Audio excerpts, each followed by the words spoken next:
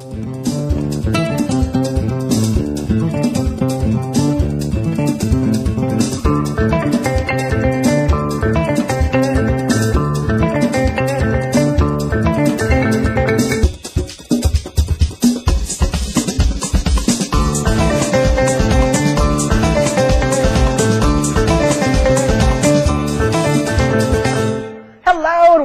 to Think About It. I'm Sylvia Henderson, your host, and I invite you to tune in, take what you see and hear, and, well, think about it. Today we're talking about entrepreneurship. You know, are you sitting in your job thinking, I want to start my own business, and I want to get out of this rat race?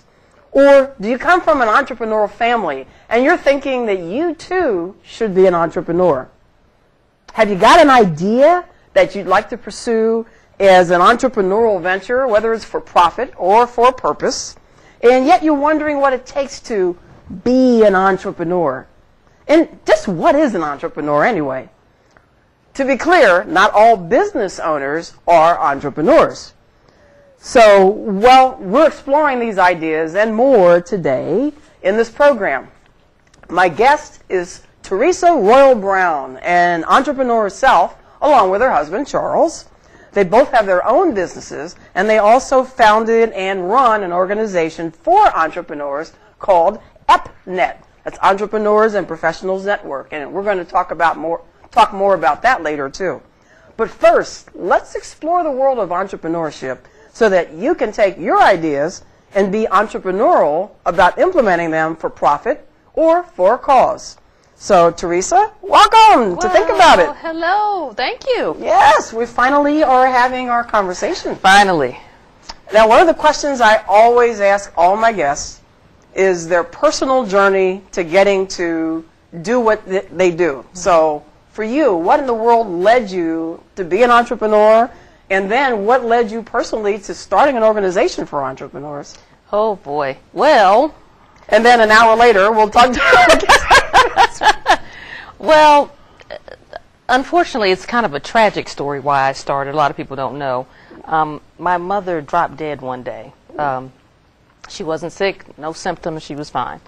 And the day she died, she was complaining about having some symptoms of, vomiting. Okay. Took her to the hospital, and she just died. Wow. So when I got the call that she had passed away, I had a business, I'm an event planner, and I had a business that was just sitting stagnant. Okay. But when she passed, something in me said, okay, I've got to do something to leave a legacy for her. So that's how I ended up becoming an entrepreneur, which a lot of people don't know that story. I don't tell it a lot because it is kind of tragic, but it led me to believe that life really is short. And so that's why I decided to go ahead and go down that road of being an entrepreneur.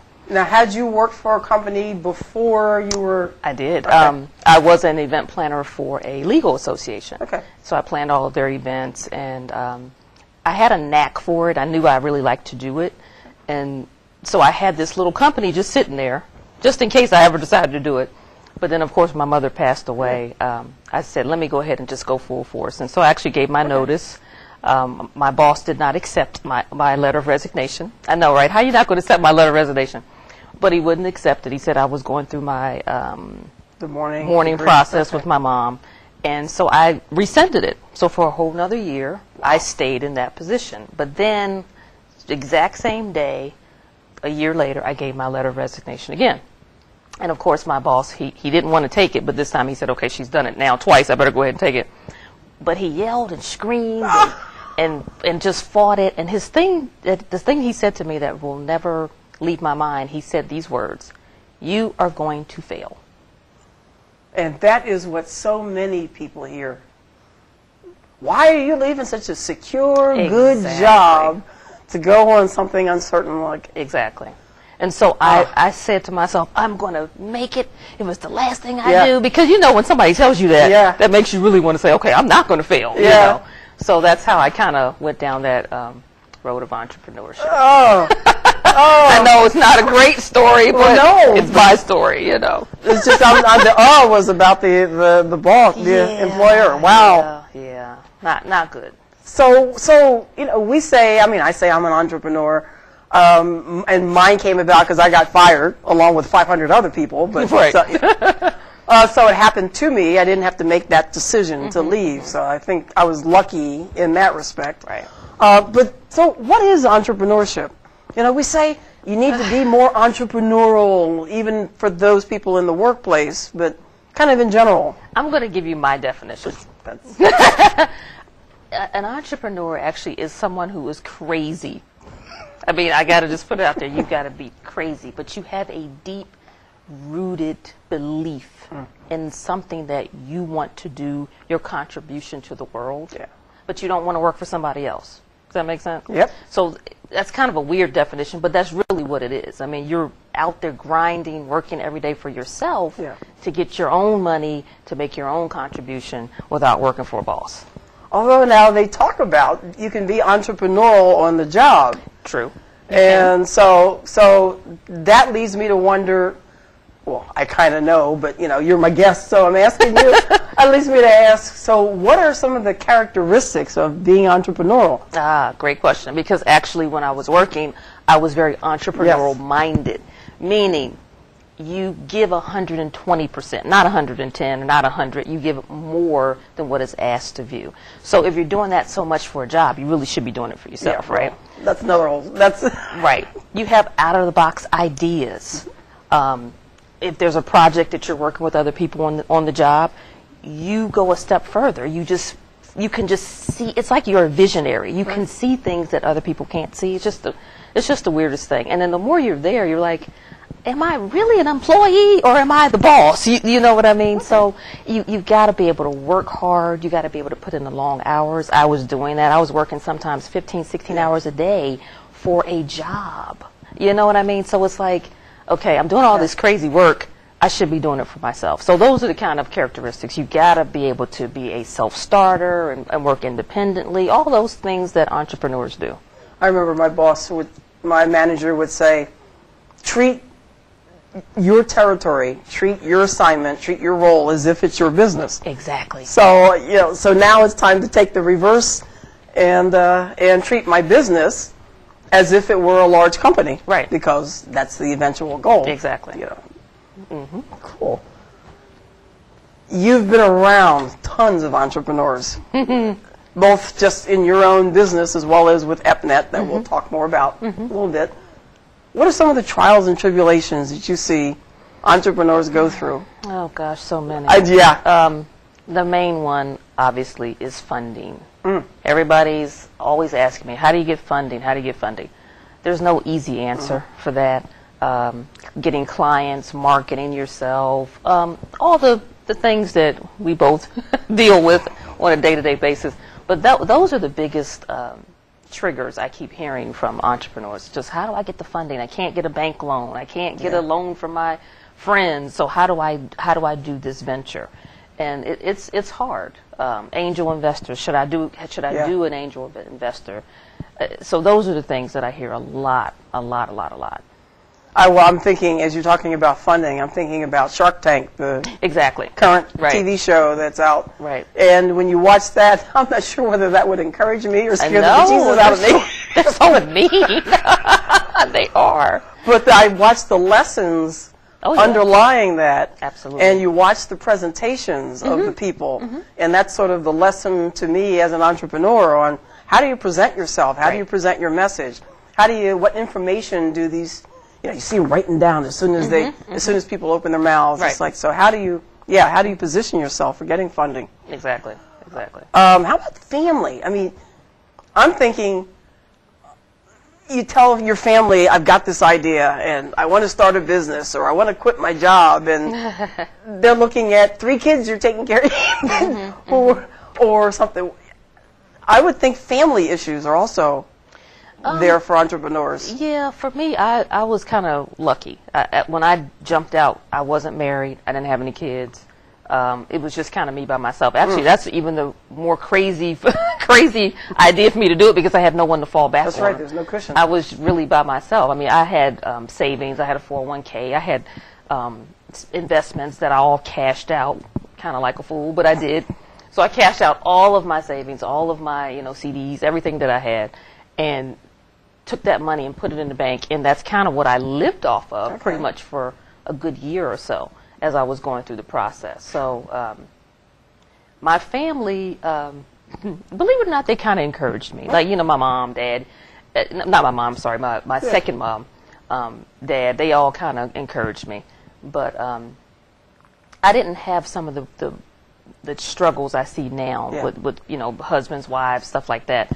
At the time I started, I didn't have that. So, but that is a big factor. Your family can really make or break you. Yeah, because sometimes they're the ones in all loving care, and I don't want you to be hurt and all that, but they can still say it's not going to work. It's not going to work. Right? Yeah, and that's a downer right there. Well, I already had mine from my my former boss. You're going to fail. Oh my God, it was terrible. So what are some of the benefits? That's some of the pitfalls. What are some of the benefits of being an entrepreneur? Oh, people have this vision of, oh, you can get up when you want, and oh, you can stop when you want. And now I won't say that, but it is a lot of flexibility. Yeah. So I can schedule meetings and do things that other people can't do. My father, as you know, has been sick, and so I've been able to rearrange my schedule to pretty much take care of him pretty much every day. Yeah. If I had a regular job, I could never, ever do it. Taking the doctor's appointments and, go to my own appointments myself, my own doctor's appointments, because I have that time that I can, maneuver. Yeah. So that's a major benefit, is the flexibility. It's also the danger, too. It's also danger. Exactly. But you have the freedom to be creative. I love that about being an entrepreneur. You can get your ideas out, and you really can do what you need to do for yourself without having somebody over your head saying, oh, you can't do this, you can't do that. You know what I mean? So those are really two big benefits of being an entrepreneur. Okay. Before we take a break, I want to give our viewers sort of a little teaser. What would be a tip you'd like to offer, just in case somebody's looking and thinking, I've got that entrepreneurial burn. What would be at least one tip? We'll cover some other ones when we come back that you would give them as they're thinking about becoming an entrepreneur. Oh, be careful. And I'll expound on that after the break. Okay, be careful. Okay, so I'm going to come back to that. Be careful. What might be another one? Oh, goodness. Because that's loaded. Well, is it? It was supposed to be a teaser. Have a great idea. Okay. Okay, and, well, not just have that idea. Now you're in my world. I know. Don't just have the idea, but figure out how to implement it and actually take action on it. Right. And let me think of, okay, so be careful, have a great idea, maybe hit one more. One more. Have a business plan. Although although I shouldn't say that, because a lot of people have their own business that don't have it. But I do think you should have a plan. Yeah, I was going to say, it doesn't have to be that formal. In fact, I would dare say that discourages folks, because I don't like paperwork. I don't like dealing with numbers to that extent. Right. But when I learned how to do a one-page or a couple of page. Exactly. Yeah. So one page, like even a mission statement, just like a mission statement. And from that, you can kind of build your actual plan. Yeah, because it helps you think through a lot of things. Okay, yeah, we're going to, oh boy, we got some things to expand on when we come back. So with that, we'll be right back.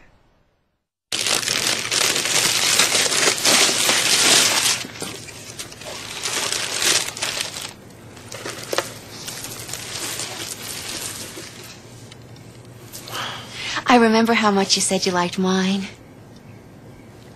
Oh.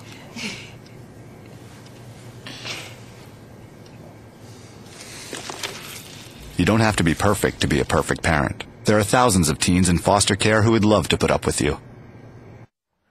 Hello and welcome back to Think About It. I'm still Sylvia Henderson, your host, and today we're talking about entrepreneurship. And my guest is Theresa Royal-Brown, so welcome back. Hello, I'm back. Hey, not that we went anywhere, but that's all right. So we left for the break with teasers. Teasers. Of 3 tips that we can give, that you can give our viewers. So the first one was be careful. Yes, be careful. And that is broad. You're right. I know that was a broad statement. One of the things that I ran into as an entrepreneur is I did not have my contract really tight with my clients. So that's why I say be careful, because, and that's just one aspect of being careful. But as an entrepreneur, you have to make sure that your paperwork is straight in terms of your contracts with your clients, your paperwork with the state, stuff like that. Okay. So be careful in that vein in terms of making sure that you'll be able to get your money. Yeah. Because that's one of the things we need, right? And with, as you said, the state, that's true. And with the state requirements. Right, exactly. With paying your taxes Right. and all that, yeah. Along with be careful about a whole lot of things. Right. The second tip you left us with was have an idea. Now, we all have ideas, Miss Idea Lady. But I think that you need to run those ideas past people first, just to kind of see if that idea would actually fly. And be monetizable. That's not the right word, but and that you can monetize it. Right, because sometimes we have these great ideas and they're not going to make you any money. And I'm guilty of it as well. But sometimes we get so hard-headed, like, that's my idea, and I want to, hey, that's my idea. And I just want to hold on to it. But it might not be the right idea for you. And that, you know. And that leads to be careful again, because you want to make sure you're running it past somebody that you trust. Exactly. You can bounce that idea off of, and that they won't take it. Exactly. Because they might say it's a bad idea, and it really is a good idea, and then they go take it. So again, those two run hand in hand. Absolutely be careful. Yep. And let's see if I remember, because I didn't write it down. The third tip was have a plan. Have a plan. Now, I know we don't like a lot of paperwork and all of that. But I do believe in a mission statement, just a one-pager. You know, even the Bible says you have to write the vision and make it plain. So just write down, this is what I'm trying to do, and, you know, just kind of list step by step how you want to get there. And if you really want to expound on that and make it a major business plan, then you can. But absolutely, you have to write it down. Because I would think for some, typically, I want to start a business, or I have this idea, or whatever the statement might be, to go out and be entrepreneurial. But how do you see, and this is sort of a rhetorical question, how do you see 5 years from now? You know, those business plans that the bank wants to see, says project your business 5 years from now. And you haven't even hung up the shingle yet. Yeah, I know. So, yeah, I would think that the planning is kind of in stages and kind of possibly changes. It does, absolutely. But I still think you have to start from where you are now and what you kind of feel and just kind of forecast it out. Of course it's going to change. We all know it's going to change. But then sometimes it actually is right on target with what you're thinking. So I just think that once you write it down and you can just kind of say, okay, in 5 years I want to, you know, own a studio. You know what I mean? So whatever that idea is, just forecast it out. Now, are there special challenges for entrepreneurs if they're minorities or if they're women, or is entrepreneurship the great level playing ground? Ooh, you got me treading on thin ice on that question. I really still think that there's challenges. Even minorities aside, for females. Some of the contracts that are out there that I see, they won't even give it to a female. Wow. Even in this day and age. Even in this day and age. Yet they say women are starting businesses faster than men. So they say. Now, starting. Exactly. That doesn't mean, staying and thriving. Exactly. But some of the major, contracts and things that are out there, I just don't know if they trust a female yet. And I'm not sure why. I think it's an ingrained culture that's going to take eon.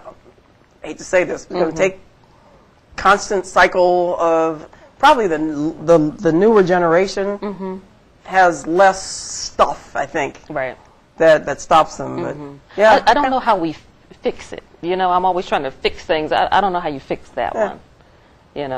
Keep at it.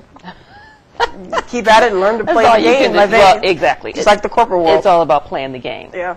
But you have to have somebody to kind of show you how to maneuver around a mentor, the big boys club, the old boys network. So, That's that's the other lesson to women, minorities, whoever, is to reach out and be a mentor. Sometimes we've made it and it's closed. Absolutely. But to reach out and be a mentor. Right. It's not a threat. There's room for Everybody. a lot more. Exactly. You're in business with your husband. Now, I know you have your separate businesses, but you run EPNET together.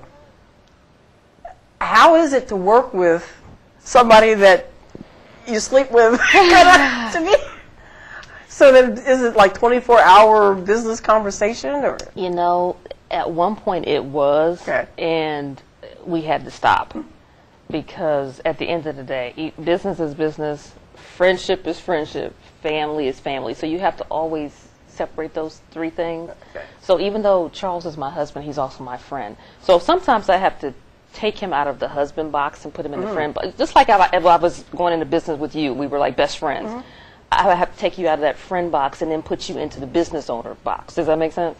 Because if you don't, you're constantly talking business 24 hours a day. Right. And like every time I would see you, be like, hey, Sylvia, so what about those stocks? I mean, you would just get tired of it. So what he and I have kind of agreed, every Friday is date night. There's some days that we can't do it on Friday, so we make it a Saturday or a Sunday. But one day a week we have a date night. At a certain time of day, I got to shut down. I cannot talk business to him because he can't deal with it. It's too much. Right. So you got to meet people where they are, and he couldn't take it anymore. So I'm like, okay, we got to set some ground rules, and that's what it is. You got to set some ground rules, and once you do that, it's fine. Because I'm thinking, as you were using that analogy, a friend, I've demanded that because I'm in co-writing a book with a good friend, Right. And that might lead to other business. And one of our agreements is, listen, we have to have a written agreement. Absolutely. And that way, that takes the friendship and business and separates them. You got to separate them. Yeah. You really do. That's excellent. Excellent. You have to do that. Talk about EPNET. So this is an organization for entrepreneurs. So not only are you going through the entrepreneur experience, but you're offering service and you're giving to others. EPNET, it is called Entrepreneurs and Professionals Network because we have some people in it that don't have a business yet, but they want to be around us. They want to be around entrepreneurs. But it's all about building relationships. So EPNET does that by having workshops and networking events and seminars and things like that to kind of build relationships. So we're teaching, but we're also building relationships. And the more you see a person, the more you're around them, you start saying, hey, you know what? That's Sylvia. I want to talk to her. She does idea. You know what I mean? So that's kind of how the business flows. And then you end up doing business with people that you are networking with. Okay, and that's huge. The learning, number one, for all the things we talked about earlier. Right. Being able to ask somebody who's been through it, Exactly. or who's going through it, Right. whatever. You find your mentors, you find your advisors, and you have a wonderful band. You have a wonderful. Actually, that's different from many groups that I know of. You recognize achievement and leadership in the community. Talk about that. Not necessarily, since this may air at any time. You don't want to give the exact date. Right. But every year we honor about 12 entrepreneurs who are leaving a living legacy in different categories, speaking, male or female entrepreneur of the year, stuff like that. And so we saw a need in the community. There's people who are doing great things that are not getting recognized, and they are entrepreneurs. So we decided, hey, why don't we recognize them, And so we've been doing it for 8 years. And it is, wow, that long. And it is an awards, not just an awards, it is a celebratory evening. Absolutely. Formal gowns and exquisite layout in the room and entertainment. It is just top notch. And I know how you know because Sylvia Henderson is our 2011 Legacy Speaker of the Year. Yep. Yay! Oh, let's see. Other accomplishments. You've just published a book. And is it about entrepreneurship? Well, sort of, kind of. My book is about my struggles as an entrepreneur. It's called Not Built to Break, Becoming Resilient Through Life Challenges. Okay. So even I, as an entrepreneur, have had my hard knocks. Oh. And Everybody. we all have. And so I wrote the book to kind of help and heal myself, but then I realized while I was writing it that it could help and heal somebody else. So so I wrote that book, and we have a collaborative book coming out very soon.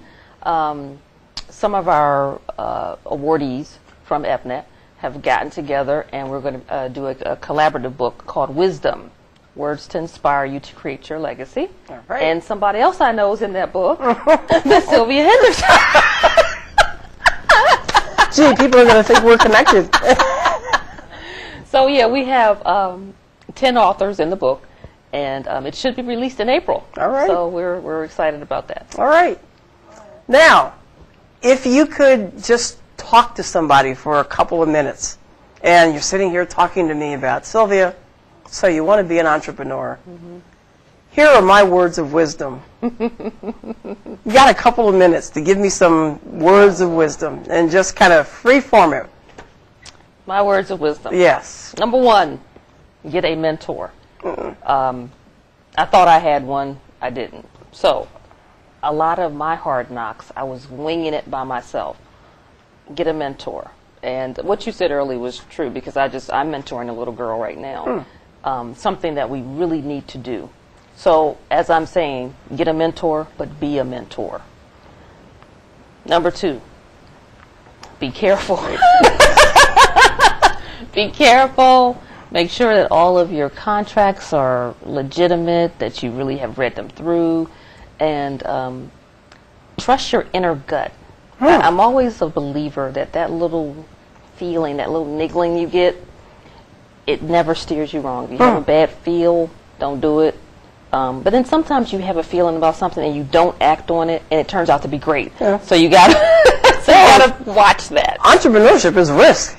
So the whole thing is a risk. It really is a risk. And then finally, make sure that you have some sort of spiritual connection. I always believe you have to have a higher power. There's going to be some days it's going to get rough. When those days happen, you need to be able to just sit still, be quiet, and meditate, and say, okay, God, Creator, Infinite Spirit, whatever you call the higher power, I need some help, I need some wisdom. And I believe that'll always get you through. Good, cool.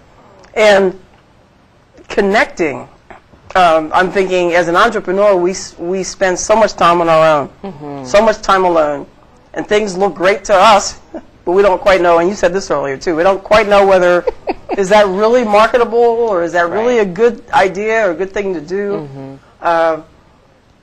My tip or my advice to add to yours is, well, which you're doing with EPNET too, is to get out and purposefully be with people.